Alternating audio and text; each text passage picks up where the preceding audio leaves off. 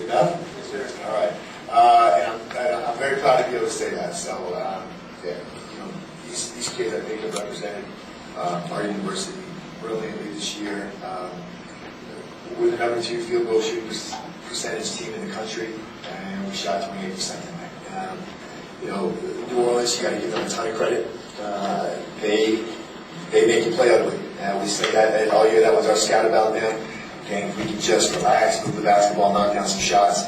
They didn't let us get the easy baskets, and a lot of shots that we've been knocking down all year, we did knock down today. And so, we came out of the locker room, and we told the players again they've got a ton to be proud of. We were on the other end of a lot of games just like this year, where we found ways to win.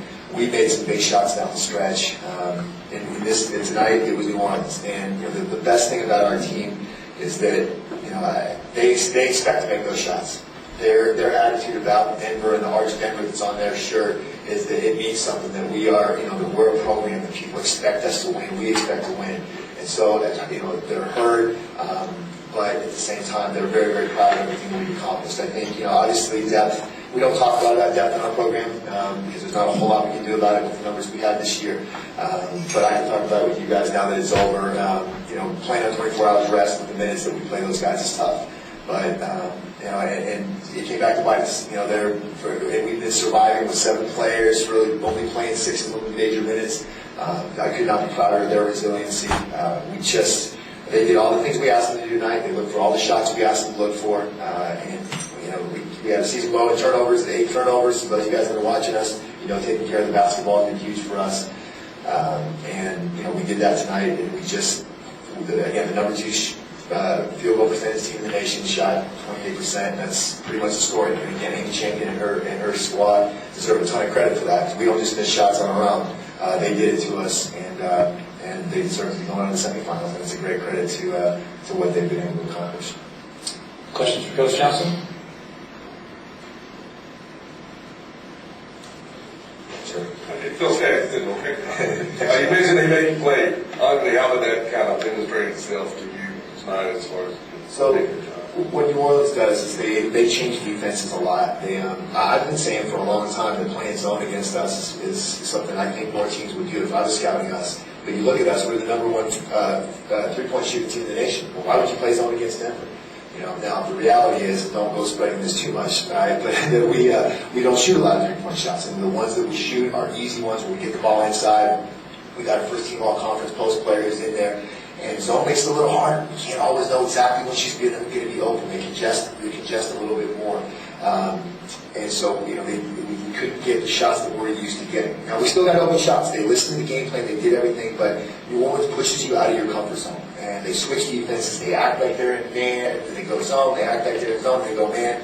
That really messed us up in the first game that we played against them this year. And again, our coaching staff did a phenomenal job. We were ready for that. We had the kids prepared. It didn't mess us up, but the shots we got, we couldn't put down. So again, you have to give New Orleans credit on that.